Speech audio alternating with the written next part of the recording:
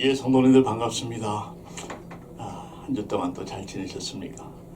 네, 오늘 주신 아버지 하나님의 말씀 함께 나누기를 원합니다.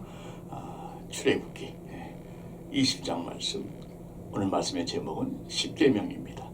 십계명 시리즈 첫날 20장 1절부터 우리 7절까지 말씀 보도록 하겠습니다. 하나님이 이 모든 말씀으로 말씀하여 이루시되 나는 너를 애굽 땅 종 되었던 집에서 인도하여 낸 내 하나님 여호와니라. 너는 나 외에는 다른 신들을 내게 두지 말라.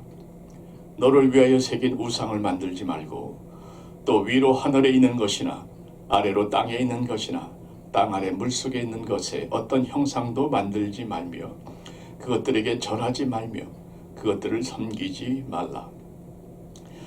나 내 하나님 여호와는 질투하는 하나님인즉 나를 미워하는 자의 죄를 갚되 아버지로부터 아들에게로 3, 4대까지 이르게 하거니와 나를 사랑하고 내 계명을 지키는 자에게는 1000대까지 은혜를 베푸느니라. 아멘. 우리 기도하시겠습니다. 아버지 하나님의 계명, 저희들에게 구원의 은혜를 주신 것만 해도 감사한데 구원받은 자들이 어떻게 살아야 하는가, 우리의 삶의 기준을, 기둥을, 규범을, 걸어가야 할 삶의 확실한 이정표를 세워주심을 감사합니다. 모든 것이 혼동스럽고 더 이상 절대적인 진리가 없고 모든 것이 사람들이 자기가 원하는 대로 행하는 이 시대에 영원히 변치 아니하는 아버지 하나님의 확실한 계명, 기준을 우리 모두에게 깨닫게 하여 주셔서 그 귀한 계명을 우리 마음판에 새기고 그 계명대로 살아갈 수 있는 은혜까지 베풀어 주시옵기를 예수님의 이름으로 기도하옵나이다. 아멘. 십계명의 말씀을 몇 주간에 걸쳐서 전하려고 합니다. 여러분, 십계명 하면 뭐가 떠오르십니까? 저는 1956년이죠. 세실 드밀 감독이 메가폰을 잡았던 영화 십계, 여러분도 기억나실 겁니다. 제가 좋아하는 찰턴 헤스턴하고 모세로 나왔죠. 또 윌브리너가 또 램시스, 바로로 나와서 아주 참 실감나는 연기를 너무나 잘 우리가 기억을 합니다. 그 영화의 클라이맥스는 아마 두 가지일 것 같아요. 하나는 홍해가 쫙 갈라지는 것하고 또 하나는 하나님께서 하나님의 손가락으로 돌판에 십계명을 새겨서 모세에게 주었던 장면인 것 같습니다. 여러분, 그 홍해가 갈라지는 장면 참 지금 생각해도 요즘에는 뭐 컴퓨터 그래픽이 있어서 뭐든지 만들어내지만 그 당시에는 컴퓨터라는 것이 없었지요. 제 기억에 없습니다. 56년이니까. 근데 어떻게 그런 장면을 연출했는지 제가 참 감탄했고 궁금했는데, 사실 미국에 와서 그 유니버셜 스튜디오에 가서 궁금한 것이 해결이 됐습니다. 거기서 보여주더라고요. 어떻게 하냐면 이제 큰 물도 아니에요. 조그만 개울물 정도 되는데 좀 넓이가 있습니다. 그 물을 막아요. 이 벽으로 막아놓고 그 다음에 그 물이 막으면 넘칠 거 아닙니까? 그 물이 떨어지잖아요. 그걸 다 촬영을 합니다. 그리고 나서 그 장면을 크게 확대를 시킨 다음에 필름을 거꾸로 돌립니다.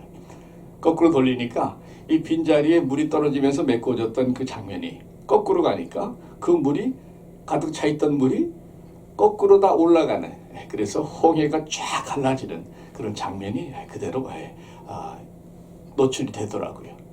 그래서 제가 참 대단하다 생각을 했습니다만은, 그런데 지금 생각해도 이 하나님의 손가락으로, 그 영화에는 불로 나오죠. 그 불이 나와서 돌판에 십계명을 새기는 장면은 참 어떻게 촬영했는지 잘 모르겠습니다. 여러분, 하나님께서 십계명을 돌판에 새기셨죠.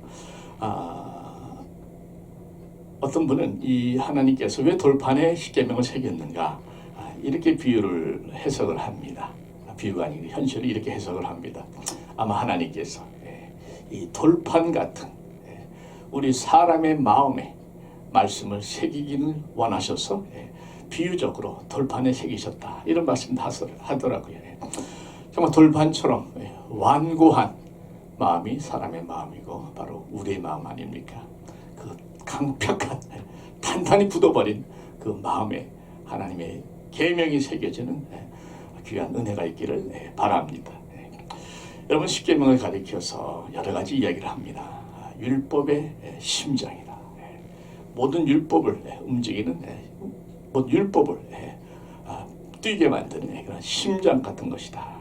또 모든 법의 어머니다. 십계명에서부터 모든 법이 사실은 시작이 된 거 아니겠습니까? 모든 법의 근원, 모든 법의 시작, 모든 법의 어머니다 하는 말씀도 있고, 사실 십계명처럼 인류의 역사, 또 문화, 사회, 도덕에 십계명처럼 큰 영향을 끼친 문서는 더 이상 존재하지 않는다 해도 절대 과언이 아니겠습니다. 자, 그럼에도 불구하고 오늘날에는 많은 사람들이 십계명을 거부하고 있는 것을 우리가 보게 되죠. 더 이상 절대적인 기준, 어떤 원칙, 이런 것들이 존재하지 않는 포스트 모더니즘에 우리가 살다 보니까 쉽게도 절대적인 진리는 우리는 원치 않는다, 이러한 사람들에 의해서 심지어 법원에까지 붙어졌던 십계명이 떨어져 내려가는, 끌어내린 역사들이 일어나고 있습니다. 한국에서도 좀 그 간통법이 폐지되지 않았습니까? 분명히 십계명에 있는 7계명에 있는 간음하지 말라, 그 법이 더 이상 이제 효과가 없는, 폐지되고 말았는데, 그 간통법이 폐지되면서 한국의 술집에서 남자들이 다 축배를 들었다면 참 웃지 못할 참 슬픈 얘기가 있습니다. 믿는 우리들은 사실 십계명을 거부하는 건 아니죠. 그러나 사실 우리도 좀 부담스럽다고는 할 수 있겠습니다. 거북하고 불편해요. 왜 그런가? 계명이다 보니까, 율법이다 보니까, 하라, 하지 말라, 율법이다 보니까 종종 우리는 이런 반론을 듣습니다. 우리는 지금 율법 시대가 아니다, 은혜 시대에 살고 있지 않습니까? 은혜 시대에 살면서 왜 우리가 굳이 율법에 매여서 살아야 됩니까? 성경에도 우리는 더 이상 율법 아래 있지 않고 은혜 아래 있다, 이렇게 얘기하지 않았습니까? 하는 분들이 꽤 있죠. 우리를 자유롭게 하려고 예수께서 그 율법의 무거운 짐들도 다 십자가에서 지고 가지 않았습니까? 그런데 은혜 시대에 사는 우리가 왜 또 율법을 지켜야 합니까? 자, 이 질문 어떻게 생각하십니까? 오늘날 우리가, 신약에 사는 우리가 과연 율법을 지켜야 됩니까? 지키지 않아도 됩니까? 그 답을 드리기 전에 제가 먼저 한 가지 드릴 말씀은, 율법은 두 가지가 있다는 것을 꼭 기억하시기를 바랍니다. 하나는 모세의 율법이라고 나와 있고, 또 하나는 하나님의 율법이라고 나와 있습니다. 이 모세의 율법은 하나님께서 그 이스라엘 백성들에게 바로 그 당시 그 광야에서 생활할 때에 필요한 그 상황에만 해당되는 법을 주셨습니다. 그 당시 필요한 입법, 사법, 그리고 제사법 등이죠. 그래서 모세의 율법은 오직 과거에 그 이스라엘 백성이 그 상황에서만 해당되는 법이 있습니다. 그래서 이방인인 우리에게는 해당이 되지 않습니다. 예를 들면 우리는 유대인의 절기를 더 이상 지키지 않습니다. 또 우리는 유대인의 제사를 더 이상 드리지 않습니다. 사도행전에도 보게 되면 사도들이 율법의 그 모세의 법들은 지키지 않아도 된다고 그렇게 정리를 하는 것을 볼 수가 있는 것이죠.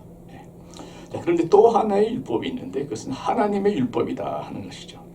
하나님의 율법은 한마디로 어떤 의식이나 어떤 입법 이런 것이 아니고 도덕법입니다. 하나님의 백성을 향한 도덕법이에요.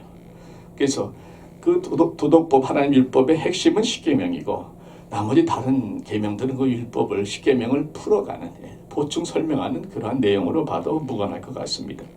자, 이 하나님의 율법, 곧 도덕법은 결코 폐지되지 않습니다. 이 법은 오늘날 우리도 지켜야 되는 법이에요. 하나님의 율법, 도덕법은 인간이 변치 않기 때문에 인간의 죄성도 변치 아니하고 또 사탄의 역사도 변치 아니하기 때문에 오늘날도 그대로 우리가 지켜야 되는 법입니다. 중요한 것은 구원을 받기 위해서 지키는 것이 아니라 구원을 받았기 때문에 구원받은 성도답게 살기 위해서 지키는 겁니다. 한 번 더. 구원을 받기 위해서 율법을 지키는 것이 아닙니다. 구원받기 위해 율법 지키는 것이야말로 바로 율법주의입니다. 그게 율법주의. 그것이 아니고 이미 구원을 받았기 때문에 어떻게? 은혜로, 믿음으로, 하나님의 선물로, 예수의 복음으로 구원을 받았기 때문에 이제는 구원받은 사람처럼 살아야 되겠는데 그러기 위해서는 하나님의 법을 지키며 살아야 한다 하는 말씀이 되는 것이죠. 여러분, 이스라엘 백성들이 율법을 받았을 때가 애굽에서 나오기 전입니까? 나온 후입니까? 홍해를 건너기 전입니까? 건넌 후입니까? 애굽에서 나오기 전에 하나님이 이 십계명을 주시면서 너희가 이 계명을 지키면 내가 너를 애굽에서 구원해 주겠다. 그렇게 말씀하셨습니까? 홍해를 건너기 전에 십계명을 주시면서 이 계명을 지키면 내가 홍해를 건너서 너희를 구원하겠다 말씀하셨습니까? 아니지. 출애굽해서 홍해를 건너고 나서 석 달 후에 시내산에서 이제 하나님의 백성으로 택함을 받은 그들과 언약을 맺으면서 이제 언약 백성 구원받은 너희들은 이렇게 살아라 하면서 주신 가장 중요한 계명이 십계명이라 하는 것입니다. 그러니까 구원 전에 주신 것이 구원의 조건이 아니라 구원받은 후에 구원받은 성도들의 삶을 이렇게 살라고 가르쳐 주셨다는 것입니다. 여러분, 성경에 보면 율법에 대해서 좀 부정적인 말씀들이 좀 나옵니다. 뉘앙스가 그렇죠. 예를 들면 율법으로 정장을 받지 않는다든가 율법 아래 있지 않다든가 율법에서 자유로워야 된다든가 이런 말씀들이 나와요, 분명히. 근데 그 말씀들은 율법으로는 구원받지 못한다 하는 말씀이지 율법을 지키지 말라 이런 의미가 아니라는 겁니다. 율법으로는 하나님 앞에서 의롭게 될 사람이 없다 하는 말씀이지 그러므로 율법을 지키지 말라 이런 말씀은 아니라는 것입니다. 이제 복음으로 구원받았으니까 그 복음의 능력으로 하나님의 법을 지키며 살라 이게 성경의 가르침이에요. 이제 믿음으로 의롭게 되었으니까 의로운 자답게 의롭게 살기 위해서 하나님의 법대로 살라 이 말씀이에요. 그리고 그렇게 살 수 있도록 법을 지킬 수 있도록 성령을 주시고 말씀의 은혜를 주시고 하나님의 은혜를 주시고 또 우리가 하나님을 사랑하는 마음을 주셔서 하나님의 법대로 살아갈 수 있도록 성령께서 우리를 도와주시는 것입니다. 그러니까 여러분, 우리는 잘 알지도 못하면서 율법을 지키라 하면 그건 무조건 율법주의다. 우린 율법시대가 아니다. 이렇게 하지 말라는 말씀이에요. 사실 구약에도 얼마든지 은혜 말씀이 많고요. 신약에도 법을 지키는 율법의 말씀들이 많습니다. 구약은 율법, 신약은 은혜. 이것도 사실은 틀린 말이에요. 성경은 구약과 신약이 하나로 다 연결되어 있습니다. 여러분, 마태복음에 보시면 5장에 주님께서 이렇게 말씀하세요. 잘 들어보십시오. 5장 17절부터 19절까지 내가 율법이나 선지자를 폐하러 온 줄로 생각하지 말라. 폐하러 온 것이 아니요 완전하게 하려 함이라. 진실로 너희에게 이르노니 천지가 없어지기 전에는 율법의 1.1획도 결코 없어지지 아니하고 다 이루리라. 천지가 없어지기 전에는, 주님이 재림하시기 전에는 율법은 결코 없어지지 아니할 것이요 다 이루어질 것이다. 주님이 말씀하셨습니다.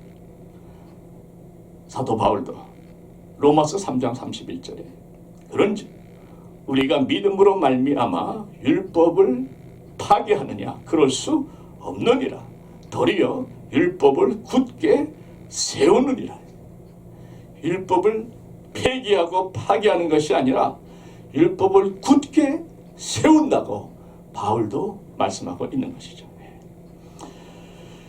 여러분, 율법은, 특히 율법의 핵심인 십계명은 3,500년 전, 그때나 바로 지금이나 동일한 우리 모두를 위한 법인 것을 분명히 믿으시고, 그 법이 오늘 내가 지켜야 할 법인 것을 또한 확신하시기를 바랍니다. 여러분, 우리는 법하면 좀 딱딱하죠. 또 숨이 막혀요. 좀 이렇게 좀 막 누르는 것 같고, 어떤 율법한 만큼 쪼이는 것 같고 말이죠. 구속당하는 것 같은 느낌을 받는 건 사실입니다. 인간의 법은 그럴 수 있어요. 그러나 하나님의 법은 절대로 우리를 구속하고 매이고 우리를 괴롭히려고 하는 것이 절대로 아닙니다. 여러분 한번 생각해 보세요. 비행기 조종사가 조종법을 정확하게 알아야, 제대로 익혀야 자기도 살고 승객도 사는 겁니다. 버스 운전수가 교통법규를 정확히 알고 정확히 지켜야 자기도 살고 승객도 사는 겁니다. 우리도 똑같죠. 우리가 이 하나님의 법을 잘 익히고 잘 그대로 지키면 우리도 사는 것이고 우리 주위의 사람들도 살릴 수 있는 겁니다. 그래서 이 십계명은 우리를 모든 실패에서, 사고에서, 위험에서, 유혹에서, 사탄의 권세에서부터 우리를 지켜주고 우리를 살려주고 또 우리로 하여금 승리하게 해주신다. 승리케 해주시는 율법이요, 자유케 해주는 율법이라는 말씀을 드립니다. 율법은 구속이 아닌 축복입니다. 자, 이 율법을 어떻게 지키는가, 이게 부담이죠. 로마서에 보시면 이런 말씀이 나와요. 율법을 어떻게 이루는가, 로마서 13장 8절부터 10절 말씀, 신약성경 258페이지인데 이 말씀 한번 찾아보시기를 바랍니다. 로마서 13장 8절에서 10절 말씀 제가 읽겠습니다. 피차 사랑의 빛 외에는 아무에게든지 아무 빛도 지지 말라. 남을 사랑하는 자는 율법을 다 이루었느니라. 간음하지 말라, 살인하지 말라, 도둑질하지 말라, 탐내지 말라 한 것과 그 외에 다른 계명이 있을지라도 내 이웃을 내 자신과 같이 사랑하라 하신 그 말씀 가운데 다 들었느니라. 그러니까 이 말씀을 해석하자면 내 이웃을 내 자신과 같이 사랑하라 하신 그 말씀 가운데 다 들었다는 말씀은 그렇게 이웃과 자신을 사랑하면 십계명을 저절로 다 지키게 된다 하는 말씀이죠. 사랑으로 십계명을 지키게 된다는 말씀이에요. 그 말씀 10절에 한 번 더 나옵니다. 사랑은 이웃에게 악을 행하지 아니하나니 그러므로 사랑은 율법의 완성이니라. 사랑은 율법의 폐지가 아니라 율법의 완성이라고 말씀하고 있어요. 그러니까 사랑으로 율법을 완성시키라, 사랑으로 율법을 온전히 지키라 하는 말씀이 되죠. 왜냐하면 율법의 정신도 사실은 사랑 아닙니까? 십계명을 한마디로 요약하면 하나님 사랑, 이웃 사랑입니다. 그러니까 사랑으로 십계명과 모든 율법을 지켜라, 완성시켜라 한 말씀이 되겠습니다. 그래서 구약은 심판의 하나님, 율법의 하나님, 신약은 사랑의 하나님, 이게 아니고 구약의 율법도 사랑으로 우리가 온전하게 지킨다. 사랑의 능력으로 우리가 구약의 율법도 신약에서 지킨다 하는 말씀이 되는 것이죠. 십계명은 마치 결혼 서약과 같다, 이렇게 말씀드리고 싶습니다. 여러분, 결혼 주례할 때 보면 신랑 신부 가서 서약하는 장면이 나옵니다. 요즘은 이전엔 제가 이렇게 인도하면 따라해서 서약을 했는데 요즘은 본인들이 스스로 써오는 분들이 많아요. 그것도 좋지요. 근데 여러분, 그 결혼 서약하면서 주로 내용이 뭡니까? 내가 이제는 당신만을 사랑하고 배려하고 존중하고 당신만을 위해서 살겠다 이거거든요. 어쩌면 굉장한 구속이죠. 더 이상 초이스가 없는 거 아닙니까? 그런데 상대방을 바라보면서 하는 그 결혼 서약하는 그 신랑 신부의 표정을 보면 그야말로 천국이 따로 없습니다. 행복한 그 모습을 보면 이 땅이 이제 천국인지 모를 정도로 황홀해하는 그 모습. 당신만 상대방에게 매이는 것 같지만 그렇게 행복해합니다. 상대방을 섬기고 배려한다는 것이 얼마나 부담입니까? 전혀 부담 없이 행복해합니다. 왜 그렇습니까? 사랑하니까. 정말 내 목숨같이 내 아내를, 내 남편을 사랑하니까 그런 고백이 저절로 나오는 것이죠. 십계명도 똑같습니다. 우리가 정말 하나님을 사랑하면 하나님께 주시는 계명 아무것도 아니죠. 더 심한 것도 지킬 수 있는 건 아니겠습니까? 여러분, 사랑으로 십계명이 완전히 이루어진다 하는 말씀을 드리는 것입니다. 또 한 가지, 사람들이 왜 십계명을 불편해하는가 하게 되면 내용들 대부분 하지 말라 하는 내용들이 대부분입니다.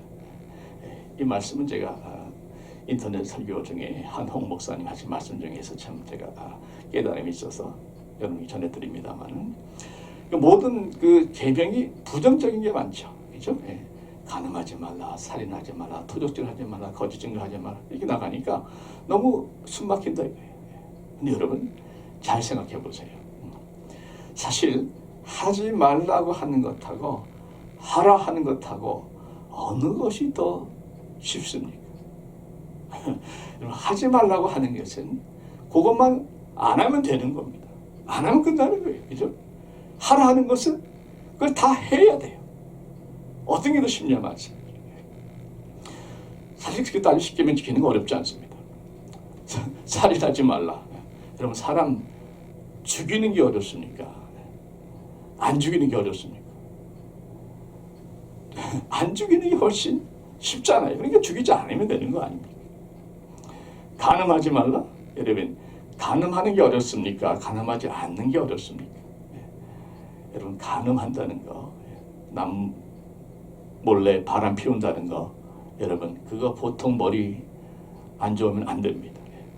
머리 좋아야죠. 성격도 아주 이중 성격이 있어야죠. 돈도 있어야죠. 거짓말도 잘해야 되고요. 항상 불안한 마음, 언제 들킬까? 이 두려운 마음도 이겨야 되죠. 절대 쉽지 않습니다. 특히 믿는 사람은 우리 가운데 성령님이 계시잖아요. 성령께서 그때마다 거짓말할 때마다 잘못을 저지를 때마다 성령께서 얼마나 그 양심을 찔러대는지 모릅니다. 그래서 여러분 성령 안에 살아 있다면 진정 구원받은 성령 안에 거하는 사람이라면 십계명을 안 지키는 게 더 어렵습니다. 지키는 게 더 쉬워요. 여러분 그래서 십계명은 우리를 자유케 하는 진리라 하는 것입니다.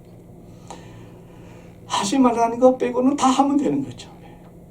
그래서 그것만 하지 말고 다른 거는 다 할 수 있는 자유를 허용한 겁니다. 무슨 말인가 설명해 드릴게요. 예를 들면 아담과 하와가 하나님께로부터 많은 복을 받으면서 또 계명도 받습니다. 어떤 계명입니까? 동산 중앙에 있는 선악과는 따먹지 말라 그랬어요. 그러면 우리는 그 따먹지 말라는 그 선악과에만 집중을 합니다. 왜 그런 부정적인 말씀을 하셨나? 괜히 따먹지 말라 하니까 더 따먹고 싶지 않냐 말이에요. 하나님 왜 그렇게 좀 어려운 걸 주셨냐? 잘 생각해 보십시오. 그 선악과 하나만 따먹지 말고 동산의 각종 모든 나무의 실과는 다 먹으라 그랬어요. 그러면 에덴 동산이 얼마나 넓습니까? 그 수없이 넓은 한없이 넓은 그 동산에서 나무 한 그루 10명은 안 먹으면 되는 거예요. 그러니까 안 보면 되는 겁니다. 다른 거 다 얼마든지 즐길 것이 너무나 많이 있는데 왜 꼭 그거 하나에만 집중하냐 말이에요. 어느 목사님이 이런 예를 드시더라고요. 그 슈퍼마켓에 갔는데 엄청 먹을 게 많은 거예요. 우리 같으면 이제 엘버슨에 갔다. 그 주인이 저거 좀 안면이 있어요. 목사님, 여기 있는 거 다 가져가십시오. 마음껏 드시고 마음껏 즐기십시오. 그리고 요거 하나만 건들지 마십시오. 그러면 그 슈퍼마켓에 있는 그 많은 물건들 실컷 먹고 마시고 집에 가져가서 다 쓰고 얼마든지 하는 게 좋은 거지.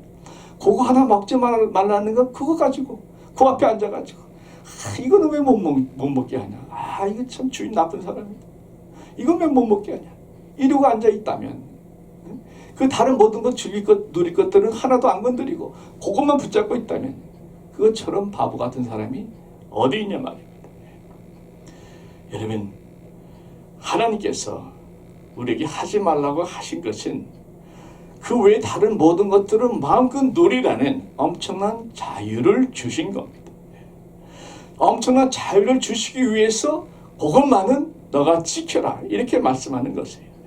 그래서 어느 목사님은 십계명은 윤리가 아니고 진리다. 왜냐하면 진리는 우리를 자유케 하기 때문에. 십계명은 우리를 자유케 하는 많은 것들을 누릴 수 있게 하는 율법이라는 겁니다. 여러분, 하지 말라는 거 하나만 하지 않으면 다른 것들은 다 해도 된다니까. 그렇게 생각하면 얼마나 우리가 누릴 것이 많습니까? 왜 꼭 하나만 가지고 그렇게 씨름하냐 말이죠. 여러분, 제1계명도 보게 되면 그렇습니다. 너는 나 외에 다른 신을 섬기지 말라. 이것을 하나님 한 분만 섬기는 것. 그것만 생각하면 힘들 수 있어요. 근데 그게 아니고 하나님 한 분을 제대로 섬기면 이제 다른 모든 신들을 섬기지 않아도 되는 것. 다른 모든 신으로부터 자유로워지는 겁니다.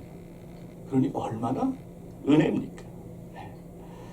여러분, 그래서 십계명은 우리를 오히려 자유케 하는 몇 가지만 지키면 다른 것들은 얼마든지 누릴 수 있는 우리를 자유케 하는 계명이다 하는 것을 기억하시기를 바랍니다. 하나만 더, 십계명은 우리를 보호하는 경계선입니다. 우리를 보호하는 경계선이에요. 경계선이라고 하면 좀 딱딱한 느낌이 들죠. 그러나 바로 그 경계선이 있어야 우리가 사는 것입니다. 나이아가라 폭포에 가면 그 배를 타고 그 상류 그 폭포 위를 갑니다. 가는데 그 흘러가는 강물이 너무 아름답거든요. 배를 타고 쭉 가지만 어느 순간까지 가면 더 이상 딱 가지 못하게 막습니다. 왜냐하면 그 경계를 넘어가면 폭포로 빨려가는 그 급류의 물살을 더 이상 감당이 안 되는 거예요. 폭포로 떨어지는 겁니다. 딱 거기까지. 그래서 그 경계선의 표시를 늘 해놓고 주목해야 되는 거예요. 마찬가지로 하나님께서 우리에게 경계선을 그어 놓으신 겁니다. 우리로 하여금 안전을 누리게 하기 위해서, 안전케 하기 위한 하나님의 배려이지 속박이 아닌 것입니다. 십계명은 더 이상 떠내려가기 전에 돌아오라 하는 하나님의 배려입니다. 사고 나기 전에 고치고 돌아오라는 하나님의 축복입니다. 그래서 우리는 감사해야 되는 거죠. 십계명은 우리를 축복하기 위해서 주신 하나님의 법인 것을 믿으시기를 바랍니다. 그래서 우리가 앞으로 이 십계명을 우리의 돌같이 단단한 마음에 새기고 성령으로 새기고, 그래서 하나님의 자유케 하심, 또 보호하심, 그리고 이 거룩과의 싸움에서 승리하는 승리까지도 풍성히 누리는 우리 모두가 되시기를 주의 이름으로 축원드립니다. 기도하시겠습니다. 아버지 하나님, 구원해 주신 것만 해도 감사한데 구원받은 자는 이렇게 살라고 구체적 말씀까지 주시니 감사합니다. 하나님의 법대로 살아서 진정한 자유, 거룩한 삶, 승리의 삶 누리기 원합니다. 성령님 도와주셔서 우리 하나님 더욱 사랑할 수 있게 하시고 이웃을 더욱 사랑하게 하여 주셔서 그 사랑으로 하나님의 법을 온전히 이루게 하여 주시옵소서. 예수 그리스도의 이름으로 기도하옵나이다. 이제는 우리 구주 예수 그리스도의 은혜와 아버지 하나님의 사랑과 성령님의 감동 교통 충만하심이 하나님의 법, 하나님 사랑과 이웃 사랑으로 온전히 살아내게 하고 그래서 진정한 자유, 진정한 보호, 진정한 거룩, 진정한 승리의 삶을 살기로 결심하며 돌아가는 하나님의 택함받은 자녀들 머리머리 위에, 모든 의료진들과 선교사님들의 사역 위에 이제로부터 영원토록 함께 계시옵기를 간절히 축원하옵나이다. 아멘.